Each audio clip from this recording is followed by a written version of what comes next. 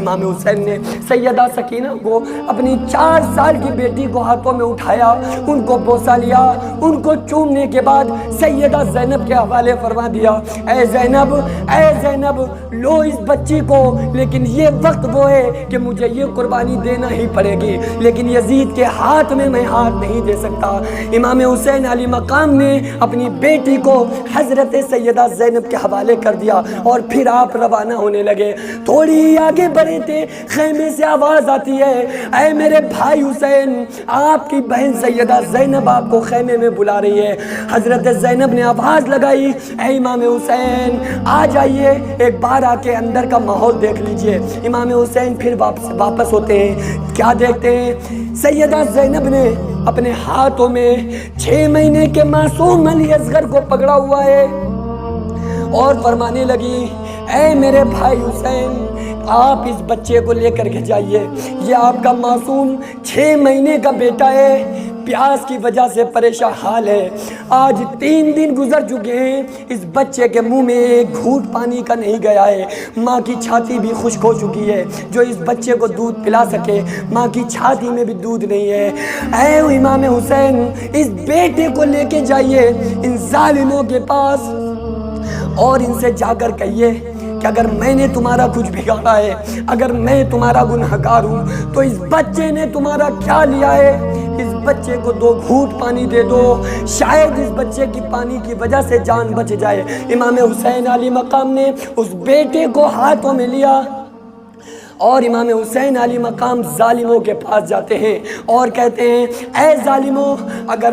میں تمہارا گنہگار ہوں، اگر میں تمہارے آقا یزید کے ہاتھ پہ میں بیعت نہیں کر رہا ہوں، تمہارے رہنما اور تمہارے مالک اس بدبخت یزید کے ہاتھ پر اگر میں بیعت نہیں کر رہا ہوں تو میں گنہگار ہوں نا تمہارا، لیکن اس بچے نے تمہارا کیا بگاڑا ہے؟ اس بچے کو 2 گھونٹ اگر پانی مل جائے تو شاید یہ بیٹا اپنی ماں کی آنکھوں کا ٹھنڈک بن سکے، اس بچے کو 2 گھونٹ پانی دے دو۔ ان ظالموں نے امام حسین علی مقام کی ایک بات کو نہ سنا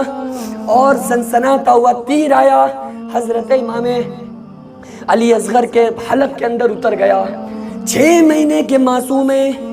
جیسے ہی حلق کے اندر تیر جاتا ہے حضرت امام اصغر کی گردن فوراً ہی جھک جاتی ہے، فوراً ہی آپ شہید ہو جاتے ہیں۔ امام حسین نے پھر فرمایا، انا للہ و انا الیہ راجعون۔ آپ نے تاریخ میں آتا ہے کہ جیسے ہی وہ خون کا فوارہ نکلا، 6 مہینے کے بیٹے کے گلے سے جو خون کا فوارہ نکلا، امام حسین نے اس خون کو اپنے ہاتھوں میں اٹھا لیا اور ہاتھوں میں لینے کے بعد آسمان کی طرف منہ اٹھا کر فرماتے، اے اللہ، اے پروردگار عالم، یہ دیکھ میں نے 71 لوگوں کو تیرے لیے قربان کر دیا ہے اور یہ میرے سب سے چھوٹے بیٹے امام علی اصغر کا خون ہے، اور اگر تو اس حال میں بھی مجھ سے راضی ہے تو اے اللہ تو میں تجھ سے راضی ہوں، اے اللہ میں اس حال میں بھی تجھ سے راضی ہوں۔ آپ نے اس خون کو آسمان کی طرف اچھال دیا۔ جیسے ہی آپ اچھالنے لگے، اچھالنے سے پہلے آپ نے چاہا کہ آسمان کی طرف اچھالیں، خون سے آواز آتی ہے،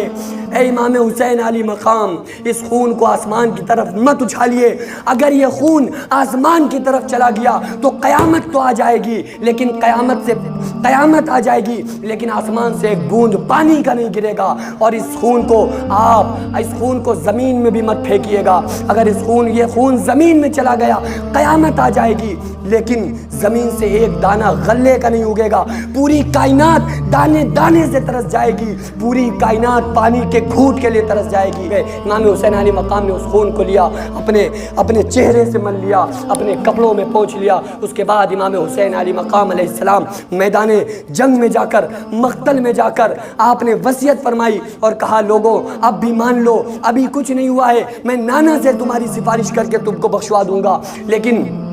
ایسا نہ کرو۔ ظالموں نے ایک نہ سنی، امام حسین علیہ مقام علیہ السلام کو شہید کر دیا۔ انا للہ و انا الیہ راجعون۔ جو امام حسین علیہ مقام کی جو شہادت ہوئی وہ نماز کی حالت میں ہوئی۔ ہمیں نماز کو اور امام حسین علیہ مقام کو، دونوں کو، نبی کی آل کو بھی، نبی کے قرآن کو بھی، نبی کے دین کو بھی، نبی کی سنت کو بھی مضبوطی سے پکڑ کر زندگی گزارنا ہے، تاکہ ہم یہاں یہ کہہ رہے ہیں کہ ہم حسینی ہیں، تاکہ ہمارے عمل کی وجہ سے کل قیامت کے دن امام حسین بھی فرما دے کہ ہاں یہ حسینی ہے۔ اگر امام حسین نے ہمیں قیامت کے دن حسینی بتا دیا، خدا کی قسم ہم کامیاب ہو جائیں گے۔ دعا کریں اللہ تبارک و تعالی ہمیں اور آپ کو سب کو ہمارے دلوں کے اندر عشق امام حسین پیوست فرمائے، اور اہل بیت کی محبت ہمارے دلوں میں پیوست فرمائے۔